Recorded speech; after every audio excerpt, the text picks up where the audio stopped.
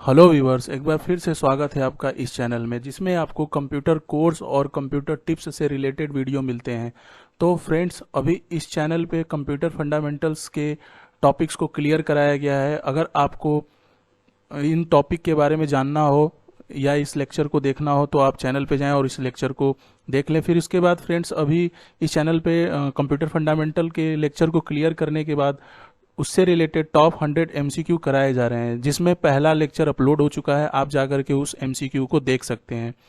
तो ये सेकेंड उसी कड़ी में ये उसका दूसरा भाग है। तो चलिए बढ़ते हैं इसकी तरफ। तो व्यूअर्स, कंप्यूटर कोर्स फ्री में करने के लिए आप हमारे चैनल को सब्सक्राइब कर दें और बेल आइकन को प्रेस कर दें, ताकि इस चैनल से रिलेटेड जितने भी वीडियो हैं उसका नोटिफिकेशन आपको मिल सके और आप इन लेक्चर्स को देख सकें। तो चलिए बढ़ते हैं एमसीक्यू की तरफ। तो व्यूअर्स, भाग 2 में पहला एमसीक्यू है, which of the following is the smallest unit of memory in a computer. यानी निम्नलिखित में से कौन सा कंप्यूटर मेमोरी की सबसे छोटी इकाई है। इनमें से कौन सी मेमोरी की सबसे छोटी इकाई है? तो बिट सबसे छोटी इकाई होती है मेमोरी की, यानी ऑप्शन नंबर ए सही है। बढ़ते हैं। तो अगला क्वेश्चन है, computers are lower to main frame computers in term of speed and storage capacity. यानी कंप्यूटर गति और भंडारण क्षमता के मामले में मेन फ्रेम कंप्यूटर से निचले स्तर पर होते हैं। यानी इनमें से कौन से कंप्यूटर गति और भंडारण की क्षमता में मेन फ्रेम कंप्यूटर से नीचे यानी छोटे होते हैं? तो इनमें से 4 ऑप्शन में से मिनी कंप्यूटर भंडारण और गति की क्षमता में मेन फ्रेम कंप्यूटर से छोटा होता है, यानी ऑप्शन नंबर ए सही है। बढ़ते हैं। अगला है, which of the following is not a type of computer on the basis of operation. निम्न में से ऑपरेशन के आधार पर कौन सा कंप्यूटर का प्रकार नहीं है? तो इसमें ऑपरेशन के आधार पर कंप्यूटर को 3 भागों में बांटा गया है, एनालॉग, डिजिटल और हाइब्रिड।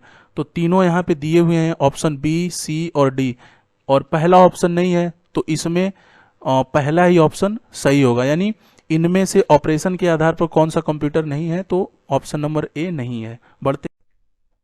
नेक्स्ट है, which memory act as a buffer between CPU and main memory. कौन सी मेमोरी सीपीयू और मुख्य मेमोरी के बीच बफर के रूप में काम करती है?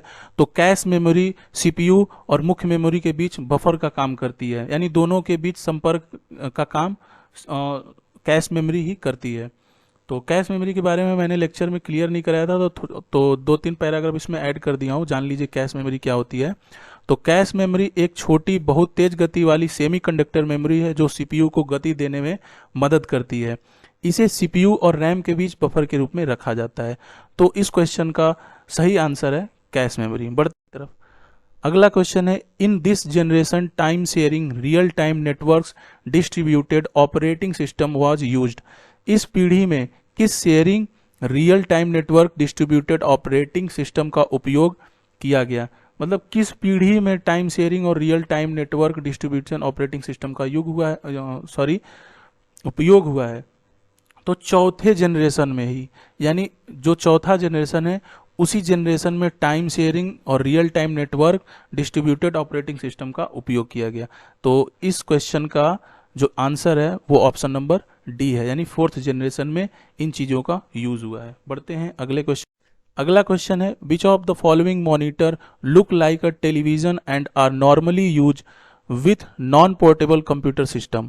निम्नलिखित में से कौन सा मॉनिटर टेलीविजन जैसा दिखता है और आमतौर पर गैर पोर्टेबल कंप्यूटर सिस्टम के साथ उपयोग किया जाता है? तो पहला है एलईडी, दूसरा है एलसीडी, तीसरा है सीआरटी और चौथा है फ्लैट पैनल मॉनिटर। तो इन चारों ऑप्शन में से सीआरटी ही टेलीविजन की तरह दिखता है और उसी की तरह काम करता है, पोर्टेबल सिस्टम की तरह होता है।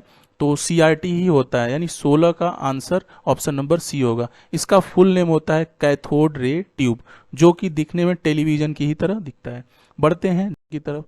तो अगला है, which of the following is not a type of computer code. तो इनमें से इन 4 ऑप्शन में से कौन सा कंप्यूटर कोड नहीं है?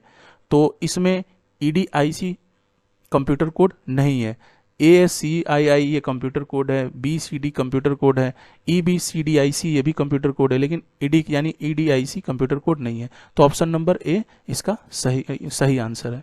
बढ़ते नेक्स्ट है, यानी 18वां क्वेश्चन क्या कह रहा है, which of the following is design to control the operations of a computer. निम्नलिखित में से कौन सा कंप्यूटर के संचालन को नियंत्रित करने के लिए डिजाइन किया गया है, यानी कौन सा उपकरण कंप्यूटर को संचालित या नियंत्रित करने के लिए डिजाइन किया गया है। तो यूजर है, ये गलत हो जाएगा। एप्लीकेशन सॉफ्टवेयर है, नहीं ये भी गलत हो जाएगा। सिस्टम सॉफ्टवेयर है, यानी ऑप्शन नंबर सी सही है। और सिस्टम सॉफ्टवेयर से ही कंप्यूटर को संचालन और नियंत्रित किया जाता है। बढ़ते हैं।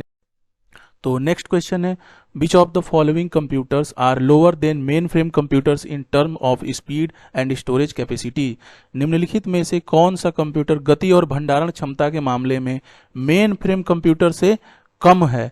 तो ये मैंने ऊपर क्वेश्चन कराया गया है, सॉरी ये डबल क्वेश्चन हो गया है, मिनी कंप्यूटर ही होता है। बढ़ते हैं। विच of the following is used in EBCDIC। इसमें किस कंप्यूटर का यूज हुआ है, तो वो मेन फ्रेम में हुआ है, यानी क्वेश्चन नंबर 21 का आंसर बी है। बढ़ते हैं। नेक्स्ट क्वेश्चन है, which of the following are physical devices of a computer. यानी कि निम्नलिखित में से कौन सा कंप्यूटर का भौतिक उपकरण है। तो पहला है हार्डवेयर, दूसरा है सॉफ्टवेयर, तीसरा है सिस्टम सॉफ्टवेयर, चौथा है पैकेज। तो मैंने ये हार्डवेयर एंड सॉफ्टवेयर के टॉपिक में पढ़ाया हुआ है कि जो भी फिजिकल पार्ट्स होते हैं वो कंप्यूटर के हार्डवेयर को ही फिजिकल पार्ट्स बोलते हैं। तो ऑप्शन नंबर ए सही है, इसका आंसर बी है। बढ़ते हैं नेक्स्ट क्वेश्चन। तो नेक्स्ट क्वेश्चन है, which of the following devices provides the communication between a computer and the outer world. तो निम्नलिखित में से कौन सा उपकरण कंप्यूटर और बाहरी दुनिया के बीच संचार प्रदान करता है। तो वो है इनपुट एंड आउटपुट डिवाइसेस, यानी इस क्वेश्चन का आंसर ऑप्शन नंबर बी है की ओर। अगला क्वेश्चन है, which of the following is the device used for converting maps, pictures and drawings into digital form of storage in computer. यानी निम्नलिखित में से कौन सा उपकरण कंप्यूटर में भंडारण के लिए मानचित्रों, चित्रों और रेखा चित्रों को डिजिटल रूप में परिवर्तित करने के लिए उपयोग किया जाता है। तो उसे डिजिटाइजर कहते हैं, यानी ऑप्शन नंबर बी सही है। क्वेश्चन की ओर। इसमें दिया है, which of the following is known as the language made up of binary coded instructions. यानी इनमें से कौन सा बाइनरी कोडेड इंस्ट्रक्शन समझता है। तो वो है मशीन लैंग्वेज। मशीन लैंग्वेज ही बाइनरी कोड को समझता है।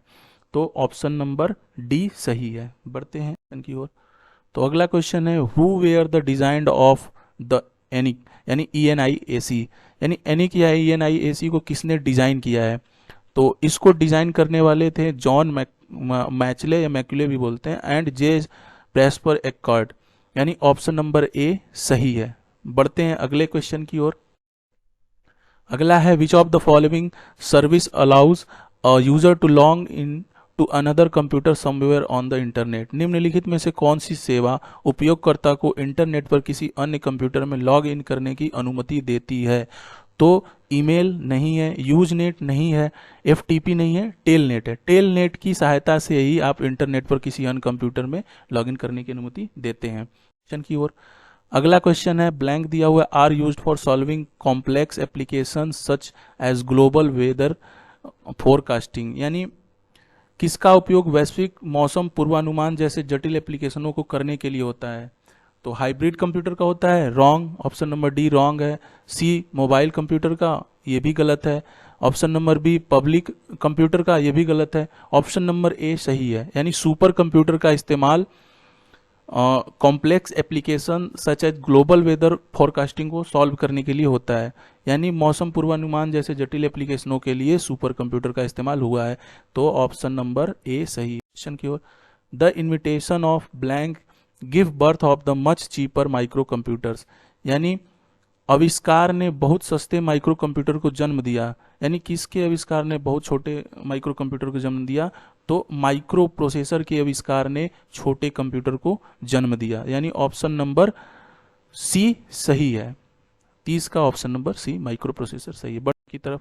तो नेक्स्ट है, a term in computer terminology is a change in technology a computer is was being used. यानी कंप्यूटर शब्दावली में एक शब्द उस तकनीक में बदलाव है जिसका उपयोग कंप्यूटर द्वारा किया जा रहा है या किया जा रहा है। तो इसमें विकास नहीं है, पीढ़ी है, यानी जनरेशन। जनरेशन से ही पता चलता है कि कंप्यूटर कैसे बना, उसमें कौन कौन से उपकरण लगे, किस किस जनरेशन में कौन कौन से उपकरण का इस्तेमाल हुआ। और अभी के कंप्यूटर में क्या क्या उपकरण लगे हुए हैं, तो जनरेशन से ही पता चलता है। तो इसका आंसर ऑप्शन नंबर बी की ओर चलते हैं। तो ये है the fourth generation was based on integrated circuit. तो फोर्थ जनरेशन का कंप्यूटर क्या इंटीग्रेटेड सर्किट से जुड़ा था या इंटीग्रेटेड सर्किट का यूज हुआ था फोर्थ जनरेशन के कंप्यूटर में? तो नहीं, इसका फॉल्स है, यानी ऑप्शन नंबर बी गलत। ऑप्शन नंबर बी सही है। चौथी पीढ़ी एकीकृत सर्किट पर आधारित था, तो ऑप्शन नंबर बी गलत है। चौथी पीढ़ी में इंटीग्रेटेड सर्किट नहीं, चौथी पीढ़ी में इंटीग्रेटेड सर्किट नहीं यूज किया गया था, तो ऑप्शन नंबर बी गलत है। बढ़ते हैं नेक्स्ट क्वेश्चन की ओर। अगला है generation of computer started with using vacuum tube as the basis component, यानी कंप्यूटर की पीढ़ी मूल घटकों के रूप में वैक्यूम ट्यूब के उपयोग में शुरू हुई थी। यानी किस पीढ़ी में वैक्यूम ट्यूब का उपयोग किया गया था? तो कंप्यूटर के पहले पीढ़ी में वैक्यूम ट्यूब का उपयोग किया गया था, यानी क्वेश्चन नंबर 33 का पहला आंसर सही है। बढ़ते हैं नेक्स्ट क्वेश्चन की। नेक्स्ट है GUI स्टैंड फॉर, यानी GUI का पूरा नाम क्या होता है या फुल फॉर्म क्या होता है? तो GUI का फुल नेम होता है ग्राफिकल यूजर इंटरफेस, यानी ऑप्शन नंबर सी सही है, ग्राफिकल यूजर इंटरफेस। नेक्स्ट करते हैं। नेक्स्ट है what is the name of the first super computer of India? Bharat के पहले सुपर कंप्यूटर का नाम गाथा 220 ये नहीं है, परम 8000 है, यानी ऑप्शन नंबर बी सही है। बढ़ते हैं नेक्स्ट। नेक्स्ट क्वेश्चन है what was the main electronic component used in first generation computer? First generation के कंप्यूटर में प्रयुक्त मुख्य इलेक्ट्रॉनिक घटक क्या है? तो वो है वैक्यूम ट्यूब। फर्स्ट जनरेशन के कंप्यूटर में जो भी मुख्य इलेक्ट्रॉनिक घटक है वो वैक्यूम ट्यूब है, यानी ऑप्शन नंबर बी सही है। बढ़ते हैं अगले क्वेश्चन। अगला है what were the main memory devices used in first generation computer? प्रथम पीढ़ी के कंप्यूटर में उपयोग की जाने वाली मुख्य मेमोरी डिवाइस कौन सी है? तो हार्ड डिस्क और फ्लैश ड्राइव है, ऑप्शन नंबर ए नहीं, रॉन्ग है। CD-ROM और DVD है, ये भी रॉन्ग है। सी है चुंबकीय टेप और चुंबकीय ड्रम, यस, यानी सी ऑप्शन सही है। Magnetic tapes and magnetic drums, इन्हीं स्टोरेज डिवाइस का यूज हुआ था पहले जनरेशन की पीढ़ी में मुख्य मेमोरी के रूप में, यानी ऑप्शन नंबर सी सही है। क्वेश्चन देखते हैं।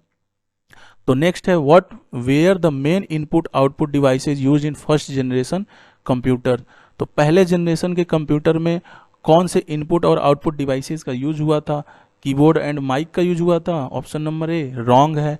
Touch screen and digital pen का उपयोग हुआ था, ये भी रॉन्ग है। Option number C paper tape and punch card का यूज हुआ था, यानी ऑप्शन नंबर सी सही है। 38 का ऑप्शन नंबर सी सही है, पेपर टेप और पंच कार्ड का यूज हुआ था इनपुट और आउटपुट डिवाइस के रूप में फर्स्ट जनरेशन में। बढ़ते हैं नेक्स्ट क्वेश्चन की।